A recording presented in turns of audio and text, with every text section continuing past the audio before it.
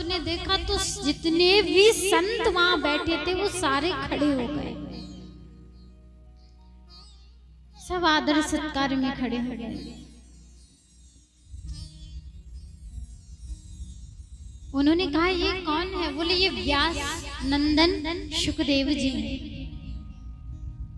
राजन, अब ये समझो कि तुम्हें मुक्ति मिल गई। खड़े होकर के उन्होंने उनका आदर किया और साष्टांग दंडवत प्रणाम किया। आइए गुरुदेव।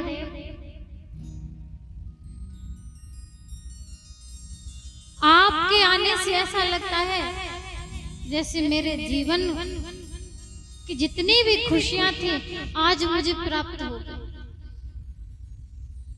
श्री सुखदेव जी को व्यास मंच पे बिठाया, पूजन किया, प्रणाम किया। उनको प्रणाम करके बोले गुरुदेव आप ये बताइए कि जल्दी मरने वाले व्यक्ति को क्या करना चाहिए? बस यही मेरा प्रश्न है।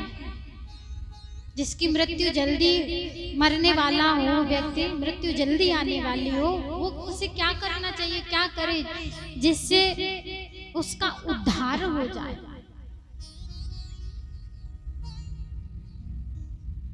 तब उन्होंने कहा अच्छा,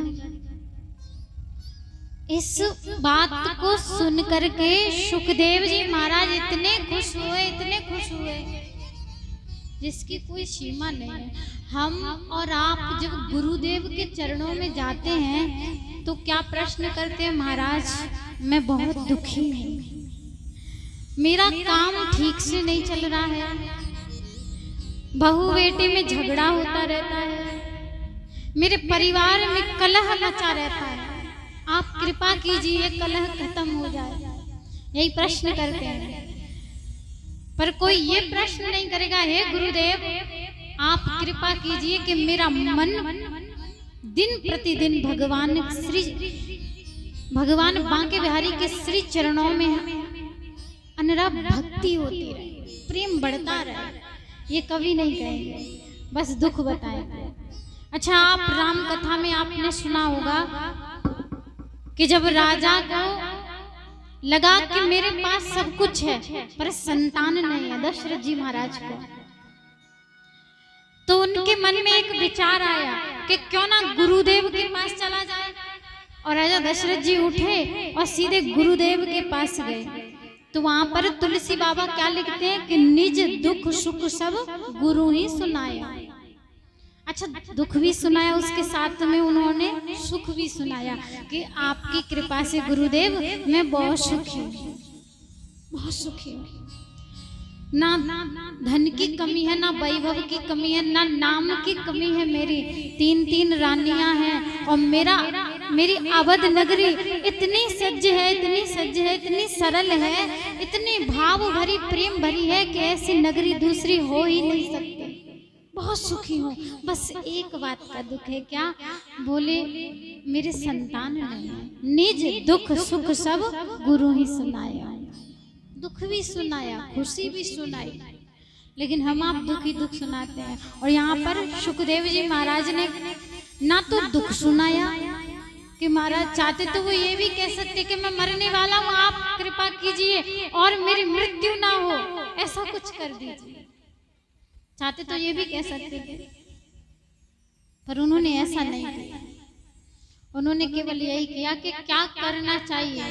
तब श्री सुखदेव जी महाराज कहते हैं राजन एक काम करना चाहिए कि श्वास श्वास पर कृष्ण भजे और वृथा सांस नहीं खोए, कि ना जाने या श्वास की आवे न हो। बोले राजन एक काम करो, जो श्वास आ रहा है ना, इस प्रत्येक श्वास पर कृष्ण भजे। जिस भगवान को भी मानते हो, राधा रानी को, कृष्ण को, राम को, जिसको भी मानते हो उसी का नाम रटते रहो, क्योंकि क्या पता जो श्वास निकल गई वो वापस आएगी भी या लौट करके नहीं आएगी। इसलिए तो राजा परीक्षित जी कहते हैं गुरुदेव आपने ये तो कह दिया कि श्वास श्वास पर कृष्ण भज, मगर एक बड़ी विडंबना है। क्या? बोले ये विडंबना है मेरे, एक मेरी नहीं पूरे संसार वासियों, हमारी आपकी भी ये विडंबना है। क्या है? कि हमारा मन भगवान में नहीं लगता।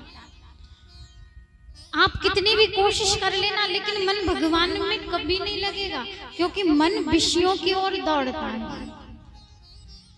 9 इंद्रियां वो चारों अपनी ओर खींचती हैं। वो क्या है? जैसे नेत्र, नेत्र क्या चाहते हैं कि सुंदर चीज देखनी चाहिए, सुंदर चीजों का दर्शन, तो दर्शन ही करना है। तो सुखदेव जी महाराज कहते हैं कि मेरे बांके बिहारी का दर्शन करो। पर आज का समय ऐसा हो गया है कि जब कहते थे पहले लोगों के अंदर भक्ति थी, भक्ति तो आज भी है, भक्ति आज भी है, पहले भी थी, लेकिन आजकल की भक्ति कैसी हो गई है? पहले हम और आप जाते थे मंदिर में दर्शन करने के लिए, लेकिन आजकल के भक्त जाते हैं सेल्फी लेने के लिए। बस एक फोटो खिंच जाए और फेसबुक पे डल जाए, सबको पता चलना चाहिए कि मैं वृंदावन घूमने आया। वो ये नहीं कहेगा कि मैं बांके बिहारी के दर्शन करने के लिए आया हूँ, नहीं, मैं घूमने आया हूँ। चलो अच्छी बात है, लगाओ, खुशी की बात है, लेकिन एक फोटो बांके बिहारी के साथ भी लेकर के लगाओ, उनके साथ भी एक फोटो ले लो, बांके बिहारी के साथ में भी।